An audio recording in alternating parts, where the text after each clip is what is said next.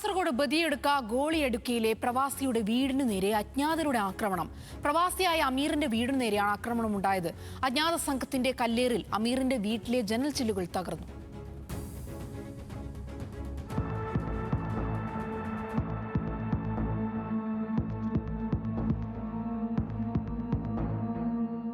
കാസർഗോഡ് ബദിയടുക്ക ഗോളിയടുക്കയിലെ പ്രവാസിയായ അമീറിന്റെ വീടിന് നേരെയാണ് അജ്ഞാതരുടെ ആക്രമണം നടന്നത്. ശനിയാഴ്ച പുലർച്ചെ 1 മണിയോടെയാണ് അതിക്രമമുണ്ടായത്.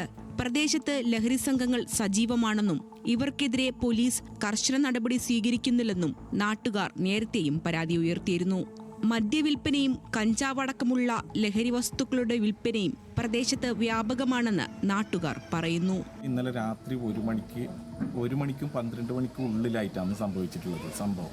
കാരണം ഇവിടെ മൈന് ഞങ്ങൾക്കറിയാത്തത് ഇവിടെ ഒരു കച്ചറ ടീമോ അല്ലെങ്കിൽ വേറെ ഒന്നും ഉള്ള ആളല്ല ഇവർ വീട് ആക്രമിക്കുകയും ബാക്ക് ജനല പൊളിക്കുകയും പിന്നെ ബാത്റൂമിൽ ഒളിഞ്ഞു നിൽക്കുകയൊക്കെ ചെയ്തത് എന്തിൻ്റെ പേരിലെന്ന് ഒരു പിടുത്തവും നമുക്ക് കിട്ടുന്നില്ല.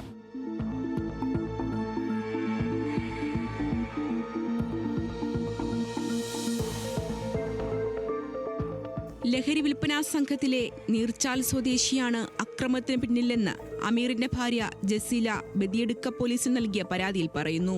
വീട് ആക്രമിച്ചവരെ കണ്ടെത്താൻ പോലീസ് അന്വേഷണം ഊർജിതമാക്കി. ന്യൂസ് മലയാളം, കാസർഗോഡ്.